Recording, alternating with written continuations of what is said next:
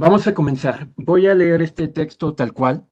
La difusión y el desarrollo de este sistema tecnológico ha cambiado la base de la materia de nuestras vidas y por tanto la vida misma en todos sus aspectos, en cómo producimos, en qué trabajamos, cómo consumimos, cómo nos educamos, cómo nos informamos y cómo nos entretenemos, cómo vendemos, cómo nos arruinamos, cómo gobernamos, cómo hacemos la guerra y la paz, cómo nacemos y cómo vamos a morir, y quién manda y quién se enriquece, quién explota, quién sufre y quién se margina. Las nuevas tecnologías de la información no determinan lo que pasa en la sociedad, pero cambian tan profundamente las reglas del juego que debemos aprender de nuevo colectivamente cuál es nuestra realidad, o sufriremos individualmente el control de los pocos países o personas que conozcan los códigos de acceso a las fuentes de saber y de poder. Emmanuel Castel, 25 de febrero de 1995. El día de hoy vamos a ver un poquito de esta transformación, no solamente de trabajo social, sino todo lo que ha pasado durante estos 4 años después de lo que es esta pandemia. Vamos a ver un poquito de la política pública relacionada con las tecnologías de la información y comunicación que data desde el año 2000 aquí en México. En México, durante el gobierno de Vicente Fox se aplicaron diversas tendencias de educación en línea, una de ellas la llamada enciclomedia, también los proyectos de las comunidades digitales y la red ampliada de cobertura digital en México. Esta red ampliada se conoce como la red NIMBA, una red que trataba en ese momento de conectar a todo el país a través de lo que sería la tecnología de fibra óptica. Esto no se ha cumplido. Todavía no tenemos ni las principales ciudades de todo México con este tipo de tecnología. A pesar de que ya llevamos 20 años con este proyecto en marcha, todavía no se ha llegado a cubrir a todo el país con la tecnología de fibra óptica.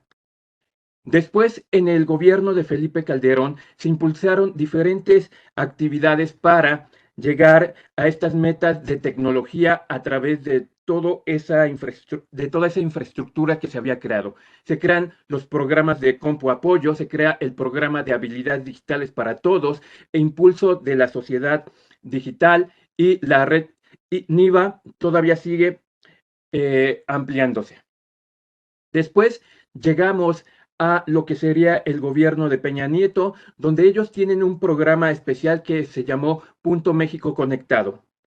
En el programa de México Conectado, diferentes entidades fueron dotadas de equipamiento y de tecnología de red inalámbrica para desarrollar actividades digitales.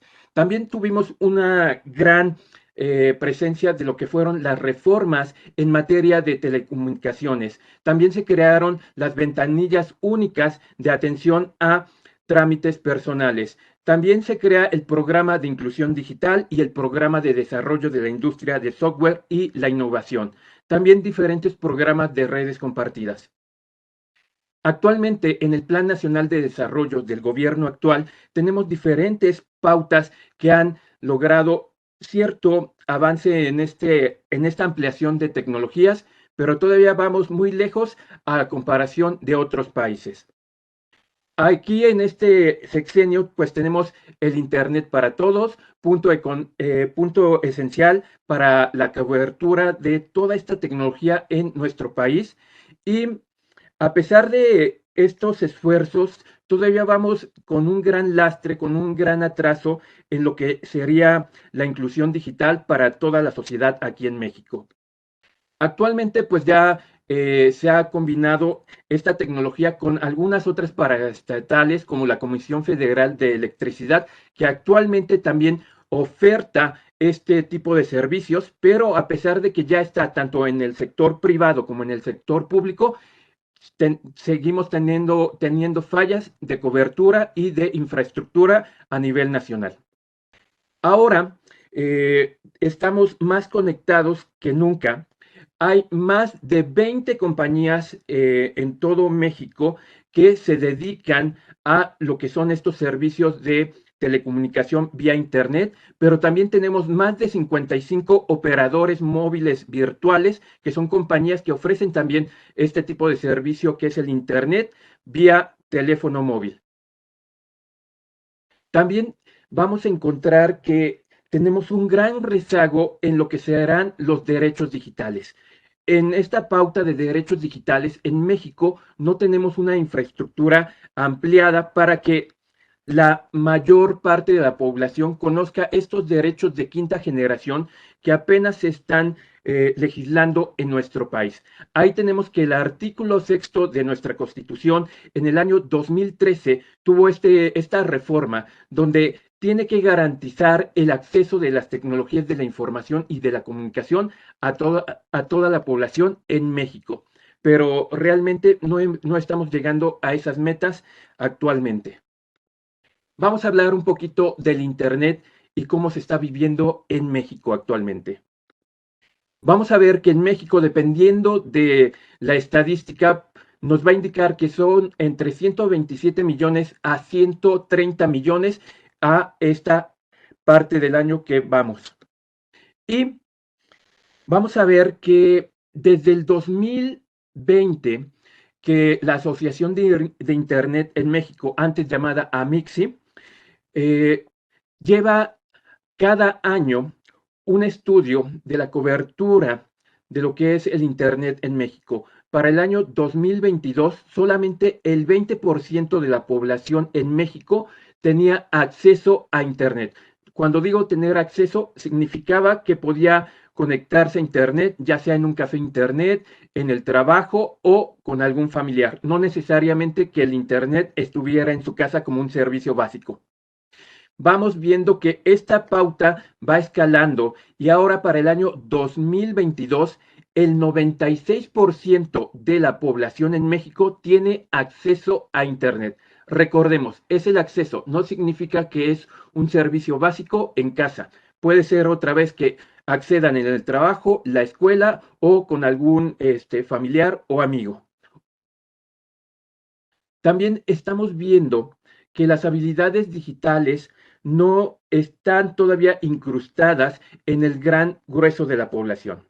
Y mucho de esto se debe a que la gente no está interesada en crear estas habilidades digitales.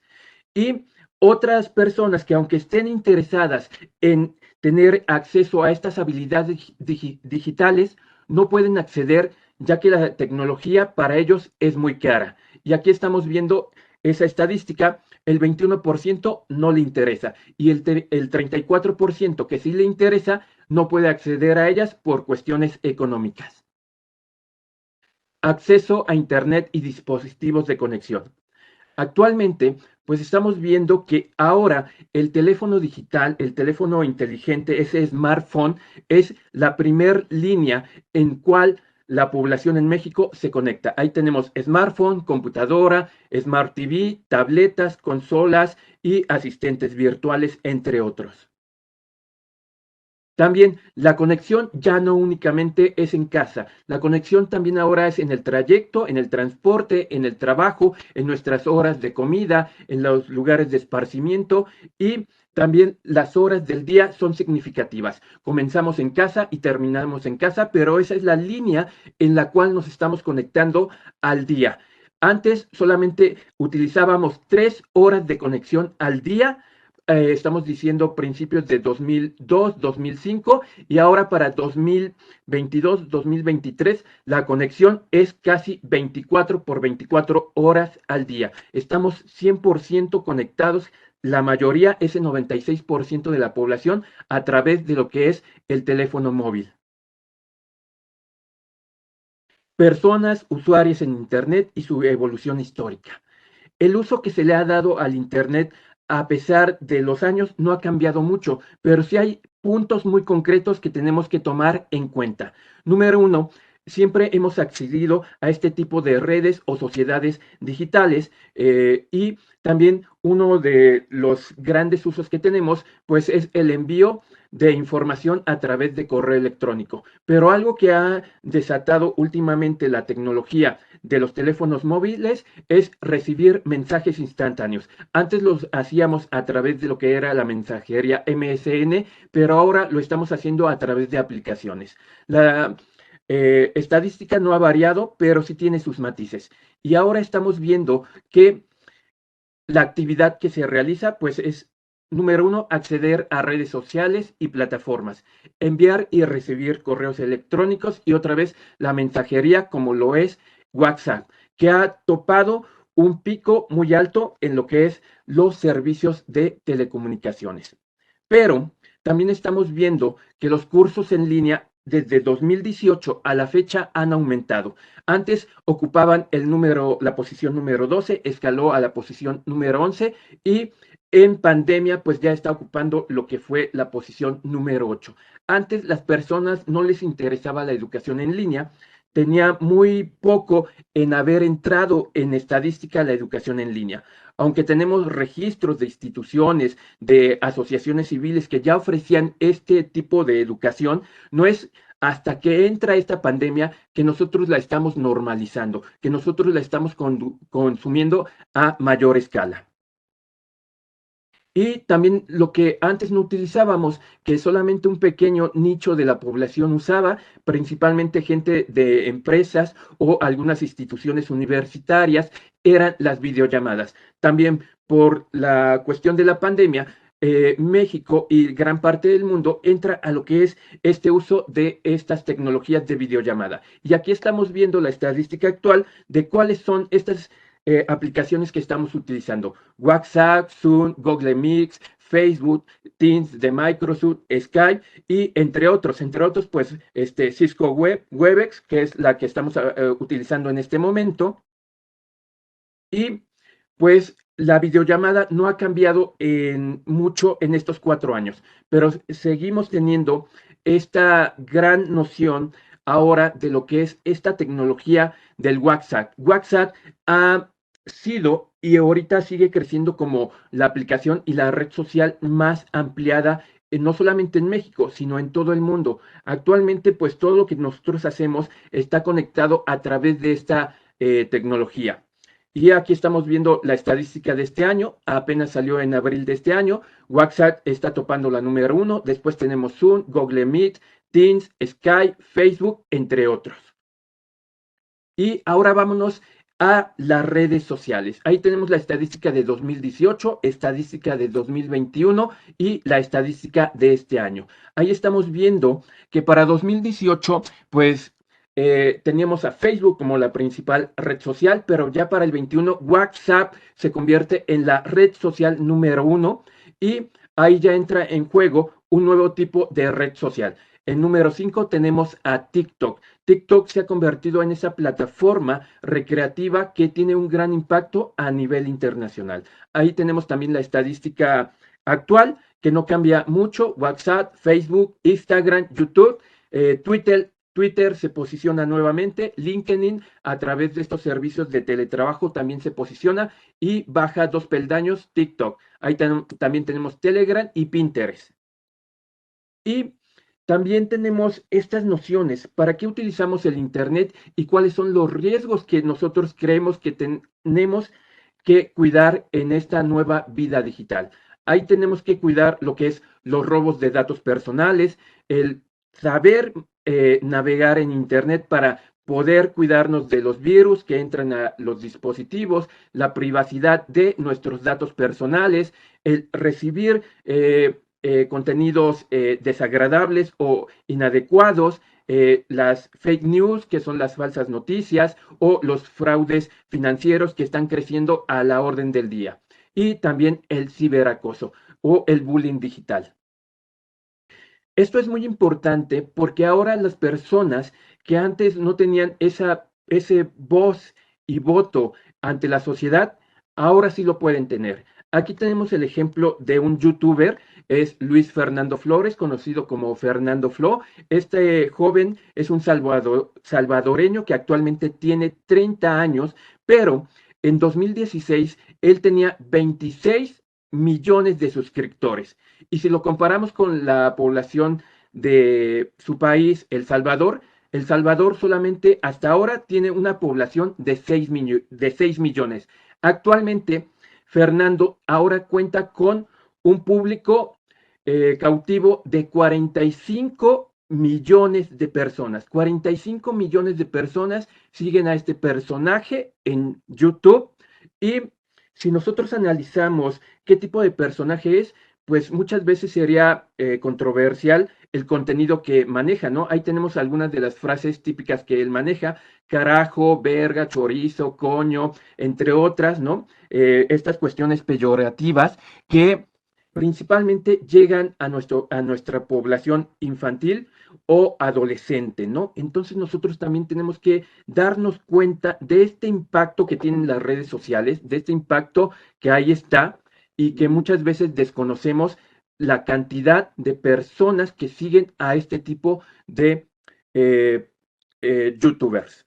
También una de las cuestiones muy interesantes es nuestros equipos. Ahorita nada más voy a hablar del teléfono inteligente. Para el año antes de pandemia, una persona en México gastaba 3,000 pesos en promedio para acceder a este tipo de tecnologías. Actualmente estamos utilizando este recurso entre 4,000 a 4,500 pesos aproximadamente en lo que asumimos va a ser nuestro equipo de comunicación día a día. Pero, ¿de qué nos serviría todo esto, toda esta información que tenemos, si no la aterrizamos? Y algo que llegó para darnos una bofetada, también aires frescos para replantear todos estos paradigmas, pues fue la pandemia, ¿no? En 2020, pues comenzó esta pandemia. El 27 de febrero, pues se detecta el primer caso aquí en México y a partir de eso pues la vida de todo el país y de todo el planeta cambió. Han sido pocos los hechos que han cambiado la noción internacional de las cosas, ¿no? Primera, Segunda Guerra Mundial, las Torres Gemelas y ahora esta pandemia. Todos estos sucesos han cambiado radicalmente cómo vemos y cómo vivimos actualmente en el mundo.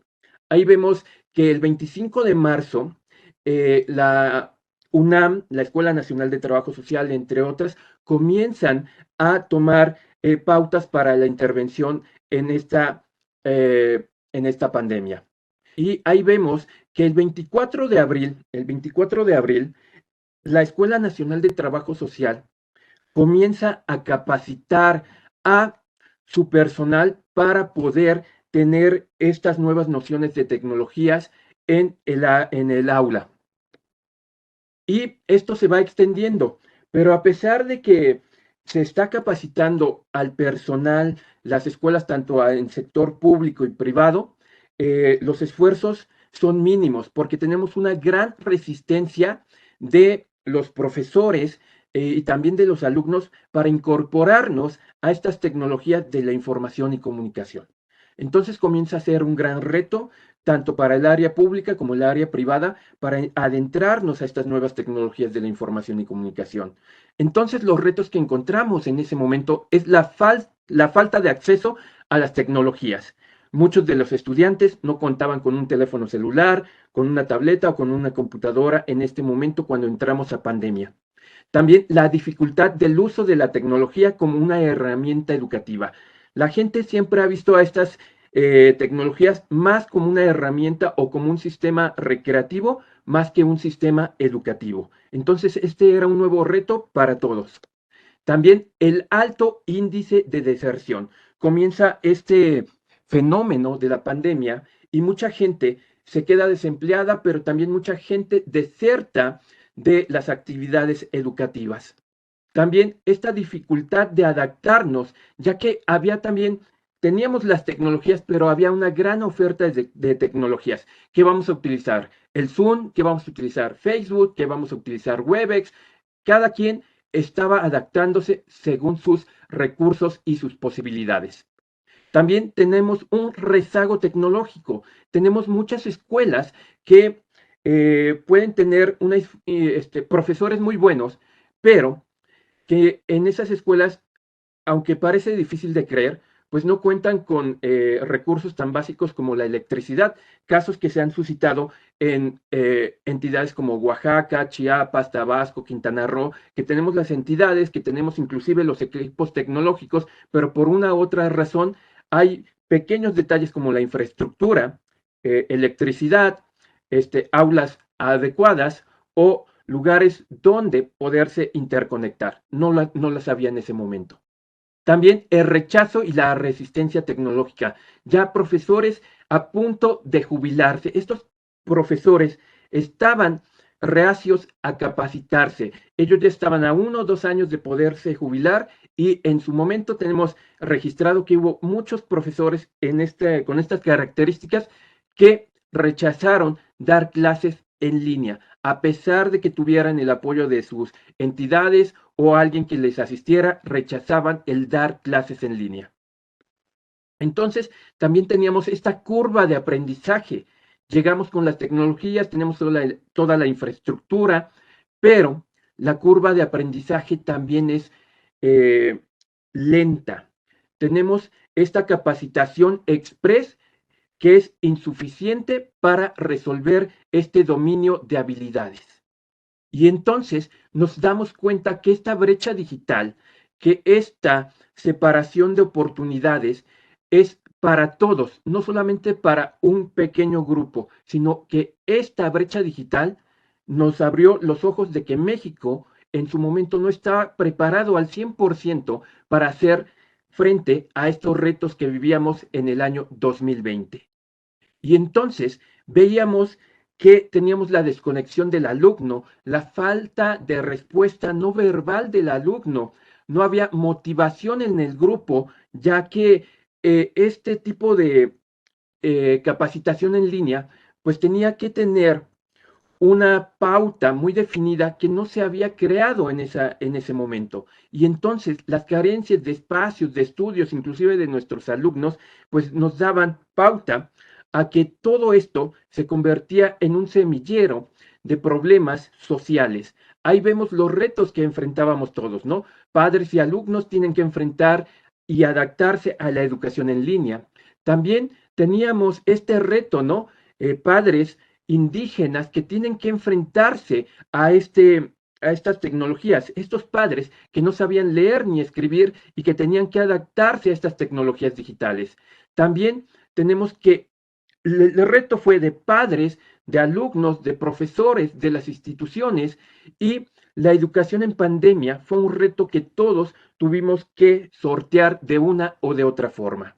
Y entonces se crean nuevos paradigmas en torno a la educación. Y estos paradigmas, pues no solamente fueron en esta pandemia, ya teníamos un precedente, ¿no? Eh, la gripe A H1N1 que comenzaba aquí en México el 11 de marzo de 2009. Ya teníamos un precedente. Nosotros pensábamos que esta pandemia iba a ser posiblemente como este precedente de 2009, pero la realidad fue completamente diferente. Rebasó a todas las instituciones de salud, rebasó a todas las instituciones de educación, rebasó al país, a los gobiernos de otros países y fue un fenómeno que atravesó globalmente y nos afectó y nos sigue afectando a día de hoy, ¿no? Y entonces la educación no se detuvo, la educación no se detuvo, pero tuvo diferentes frentes para poder sortear este tipo de educación en línea. Ahí veíamos que un martes de ese marzo, las clases se detuvieron completamente en las instituciones. Ahí vemos ese meme donde dice, bro, nos vemos después del puente del 21 de marzo. Y ese puente del 21 de marzo no fue un fin de semana, no fue una semana, no fue un mes. Fueron aproximadamente 2 años que estuvimos conviviendo en línea con estas carencias y con estas posibilidades que nos brindaba la tecnología digital. Nosotros como plataforma, desde el primer momento que comienza la pandemia, ya estábamos trabajando con este tipo de tecnologías, con este tipo de capacitaciones en línea, inmediatamente en marzo comenzamos a hacer capacitación en línea. Durante 2 meses, desde el primer día que eh, se hace oficial la pandemia en México, comenzamos a dar capacitaciones. Comenzamos a reunir a colegas, tanto a nivel nacional como a nivel internacional, para tener capacitaciones en línea, para que la gente siguiera recibiendo educación en línea. Y ahí estamos viendo a todos los participantes que tuvimos, tanto nacionales como internacionales, este, gente de alto nivel que nos estuvo apoyando durante esos 2 meses de marzo y abril, para que todos los días tuviéramos una capacitación. Todos los días de esos meses tuvimos una capacitación. Fue un proyecto express, pero a pesar de ser un proyecto express, nosotros ya teníamos toda la organización para desarrollar este tipo de actividades. En ese momento nosotros ya estábamos desarrollando la cuarta jornada digital de trabajo social, un evento gratuito que alberga a gran cantidad de exponentes del trabajo social a nivel nacional e internacional. Entre ellos, pues ahí teníamos a Eddie Evangelista, teníamos a Carballeda, teníamos a la presidenta de la Federación Internacional de Trabajo Social, a la doctora Silvana Martínez, entre otros. Y así fuimos desarrollando estas actividades en línea, gracias al trabajo que ya teníamos de más de 10 años en este campo de intervención. Ahí tenemos que hemos hecho o hicimos durante pandemia jornadas, conversatorios académicos, hicimos seminarios con la red de estudios avanzados de trabajo social, con universidades privadas, públicas, y hemos hecho estas actividades para que la educación no se detuviera, esta educación de trabajo social continuara al, hasta el día de hoy, ¿no? Y ahí tuvimos también las Semanas Nacionales de Trabajo Social y seguíamos invitando a gente nacional e internacional a sumarse a este tipo de actividades. Llegamos a nuestra quinta jornada digital, todavía en pandemia, y seguíamos invitando a estas celebridades, ¿no? Del trabajo social. Y lo seguimos haciendo, tanto que hemos llegado hasta nuestra séptima jornada digital.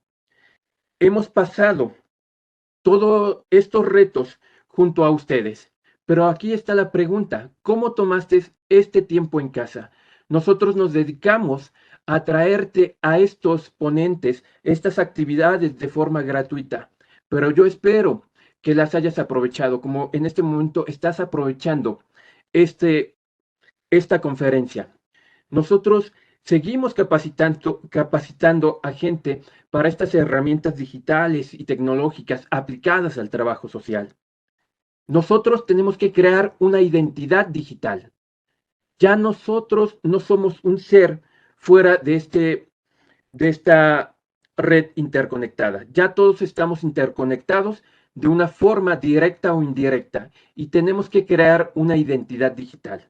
Estas habilidades las tenemos que desarrollar.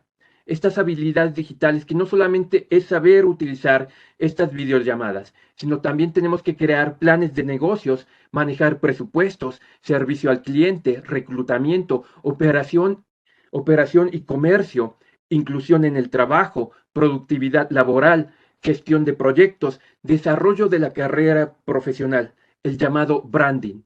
¿Cuáles de estas habilidades tienes? Porque ya no te quedas solamente en la institución, sino que todas estas tecnologías que nos interconectan hacen que tu persona esté conectada 24/24.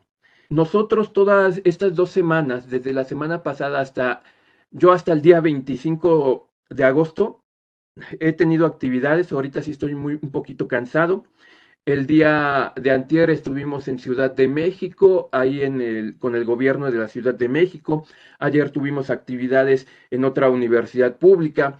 Hoy tenemos esta actividad con ustedes. Mañana tenemos la actividad con eh, la red de estudios avanzados de trabajo social. Pasado mañana tengo actividades y después de ahí hago una pausa para reactivar actividades hasta el 27 de septiembre, que tenemos tercera, nuestro tercer encuentro nacional de trabajo social en Cancún, Quintana Roo, México. Pero todo esto que nosotros hacemos como plataforma, lo hemos hecho 100% en línea. Es un trabajo de más de 15 años, un trabajo de esta marca digital que en su momento la gente no confiaba, que la gente tenía sus dudas, pero a pesar de todas esas dudas, desconfianza, el trabajo ha estado ahí día tras día y eso nos ha abierto las puertas de estas entidades como la Escuela Nacional de Trabajo Social. Hemos capacitado a gente a nivel estatal, municipal e inclusive a nivel federal, pero esto no se daría si no fuera por todo este trabajo, ¿no? La preparación, la incubación de los proyectos, esta iluminación de los proyectos, la verificación de los proyectos y sobre todo la difusión de los contenidos que nosotros realizamos para ustedes.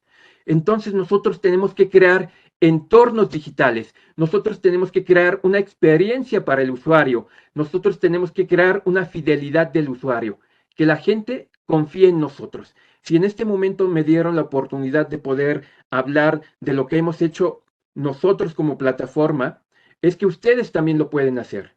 Es esa confianza que nos brindan para poder brindar este tipo de capacitaciones, brindarles la experiencia que hemos tenido a través de estos 15 años de proyecto, que nació como un proyecto recreativo, pero ahora es un proyecto académico.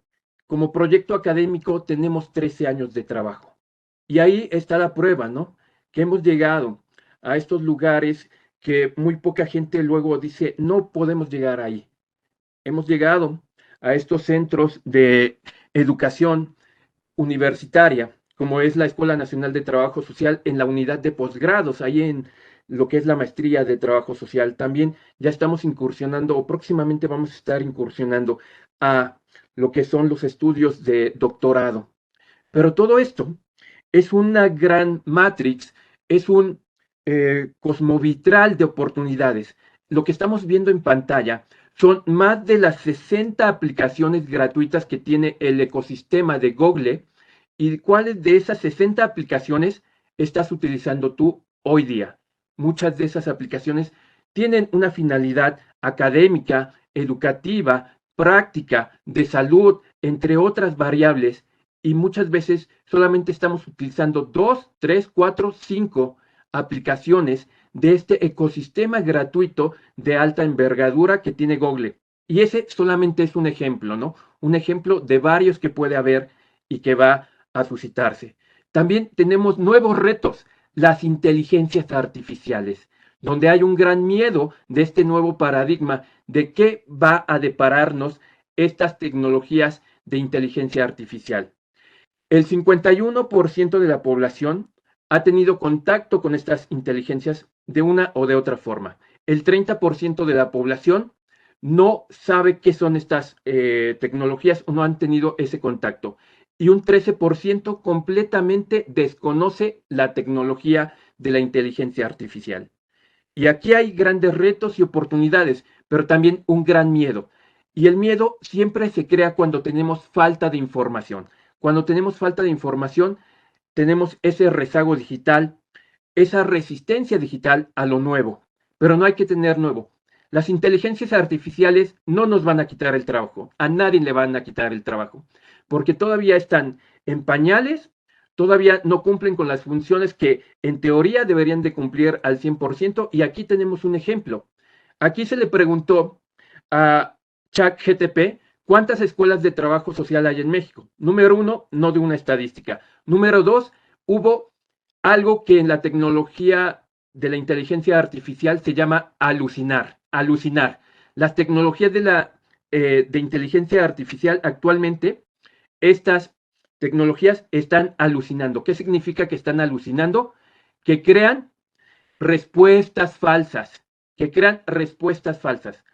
Crean una respuesta que parece tener cierta certidumbre, pero todavía no llegan a una capacidad de poder discernir esa tecnología, qué es verdad, qué está verificado o qué está comprobado, y crea respuestas falsas.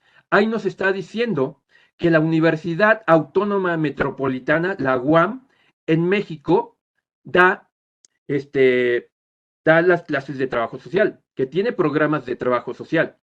Y si ustedes buscan los planes de estudio de la UAM, ellos no imparten trabajo social en México.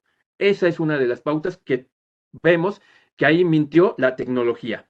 Otra de las pautas es que dice que para obtener una licencia o tu cédula tiene que estar registrada ante Cedesol. Y Cedesol, aunque es la Secretaría de Desarrollo Social en su momento, no tiene nada que ver con lo que son los títulos y cédulas de trabajo social. Ahí estamos viendo que esta tecnología mintió completamente, no es una respuesta válida. Entonces, la tecnología todavía está muy deficiente. No tenemos que confiarnos en estas inteligencias artificiales todavía. Aquí tenemos otro ejemplo. Se le pidió hacer una lista de modelos de intervención de trabajo social.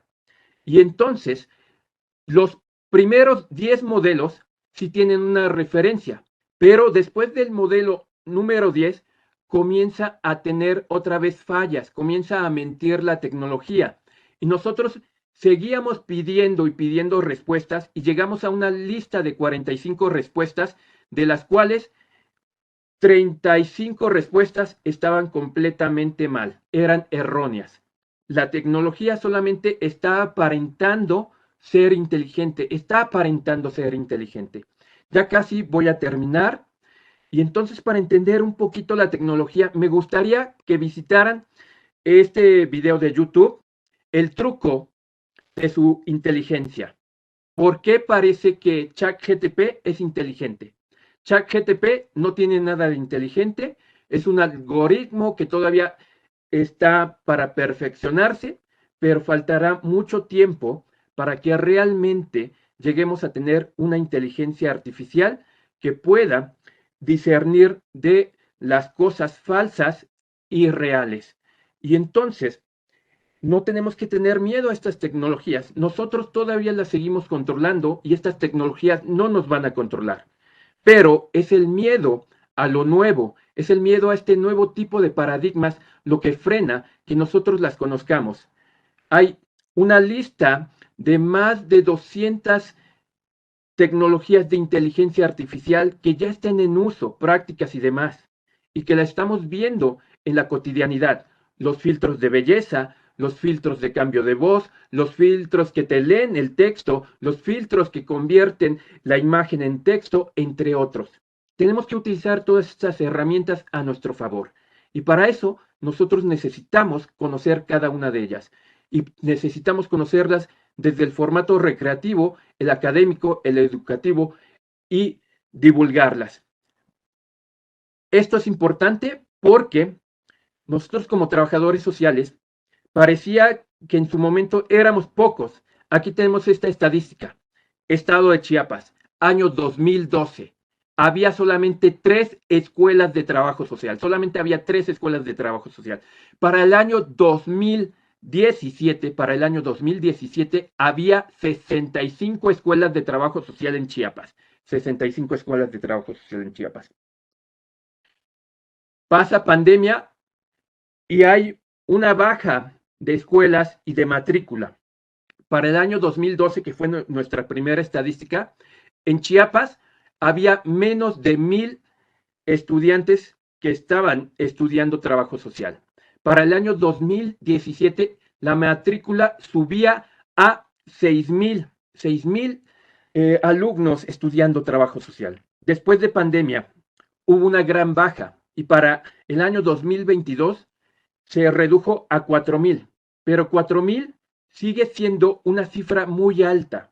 Y entonces, el trabajador social está en una línea donde tiene que estar capacitado, donde tiene que ser competente, porque ya no solamente está compitiendo con la gente de su zona, sino que gente de otras localidades va a llegar a esta zona y como sabemos, los que estén mejor capacitados son los que vamos a perdurar en el tiempo. Aquí tenemos algunos retos de trabajo social y de las tecnologías de la información y comunicación que tenemos que tener en cuenta. Acelerar la educación y la adopción de estas tecnologías de la información y comunicación.